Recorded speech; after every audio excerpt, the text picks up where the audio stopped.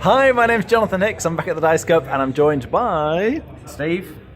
A-bomb. And we've just finished playing Le Havre by Uwe Rosenberg. Now, this is it's a heavy Euro. There's quite a lot going on here, really. It's essentially a worker placement game, although it doesn't look like it at first. You have lots of different kinds of resources. So you've got fish and wood and clay and iron and a couple of other things. And each time it's somebody's player's turn, you kind of take the back ship and you move it to the front, which will now be back here, and more resources come out. And then on the next player's turn, the next ship would move, as if by magic, thanks Steve, to there, and more stuff will come out.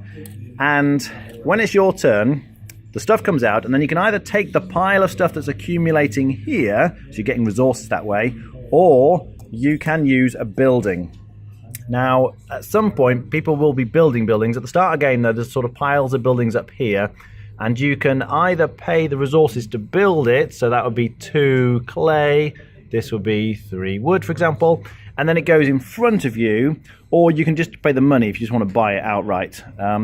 But then people will build up buildings in front of them. So instead of taking the stuff, an alternative is you can stick your worker on a building like this, and then make use of the building. And the buildings do different things, which kind of makes sense. So the fishery gives you fish.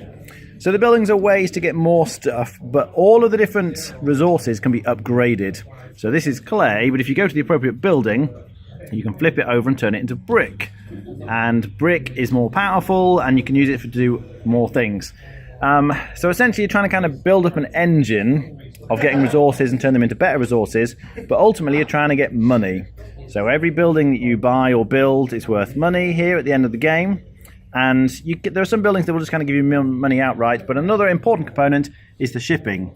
So you can buy these ships as you go through the game, which can be worth a lot of money, but also they will let you ship goods. So one of the buildings, I think Steve had it, the shipping line, you can go there and then you can ship your goods. And all the different goods, you can see there's a table here on the right, will just give you lots of money for shipping them in the ships. So, economic game, you're trying to get as much money as you can. At the end, you count up all the money you've accumulated, plus all the money from your buildings, and whoever has the most wins. Steve, what do you think? I liked it. It's my third game of it, and I seem to do better every time. It definitely requires a playthrough. You realise how punishing this game can be. Didn't mention at the end of each round you have to feed your workers.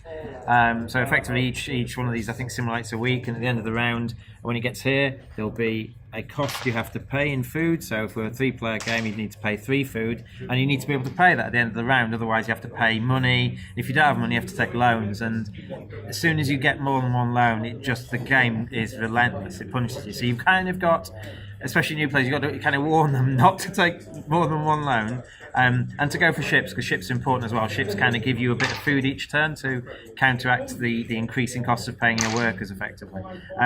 It is very punishing. It does require you to have a playthrough first, because I got it on the app and I didn't know what I was doing. I had to keep putting hints on the app because I really haven't got a clue. It's actually really simple. You move your ship, get some stuff comes out. You either take a pile of stuff or you go to a building. There's nearly always something worth doing. People can sit in buildings and you can't take that spot. People can take the goods you were going to take, but there's nearly always, as you can see here, piles and piles of stuff available. Each round. So basically, if Jonathan took the wood, well, I might take the fish, or I might use this building that he's vacated, or something like that. So it is a thinky game. You'll get better every time you play it, and that's a sign of a good Euro game. Okay. Yeah. This is a good, heavy Euro.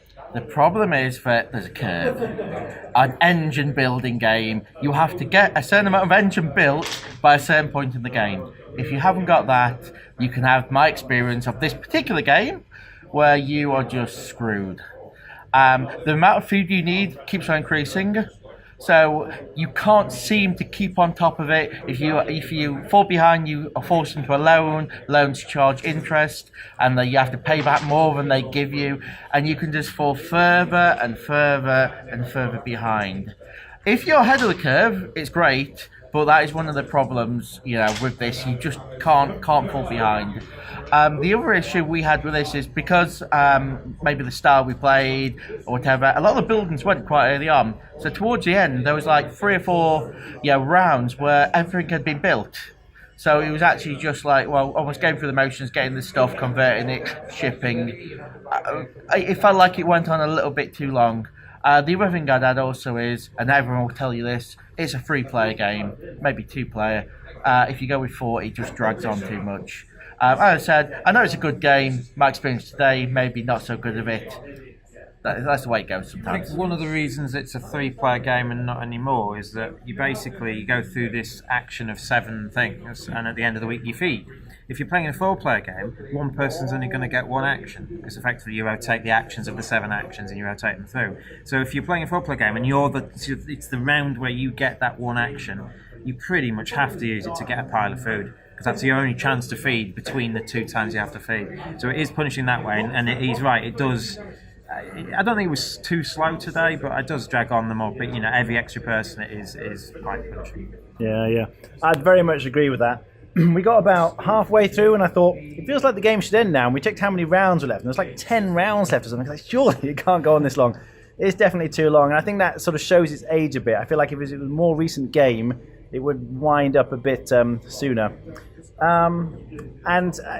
It's hilarious, really, because Steve warned us both about taking loans. And he told us a story of someone he played with before who took out a loan and then had to take out more loans to pay for the previous loans. And he said, whatever you do, don't do that. And that's exactly what Amon did. And we couldn't stop laughing. Just the loans piled up and piled up no matter what he tried to do. It was great. So, Not for me, it wasn't. it is really difficult to feed. And there's something about it that seems to lack theme for me. Although Steve tried to explain, the ships are coming through. This idea that the ships sort of cycle round and round and round and then keep dropping off resources, I guess it kind of makes sense. The thing is, it feels too much like real life. I was saying earlier, because you are trying to convert your goods and things, but then there's this whole feeding thing and this whole pressure. It feels like you're trying to work and work and work. It doesn't feel like a very rewarding game in that sense. At the end, I don't feel like I've really accomplished very much. I just feel like I've struggled to survive. Although Steve's done very well. So rating out of 10, guys?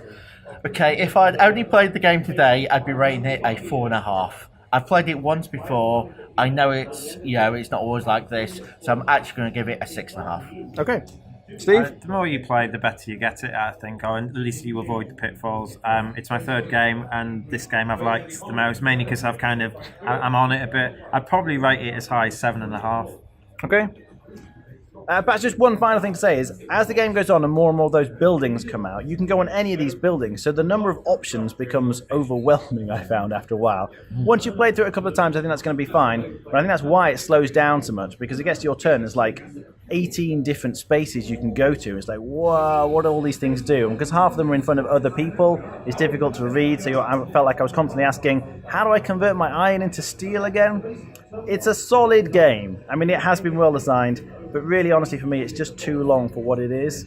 So I think I'd be on a 5.5 probably. All right, thanks for watching. That was Le Havre.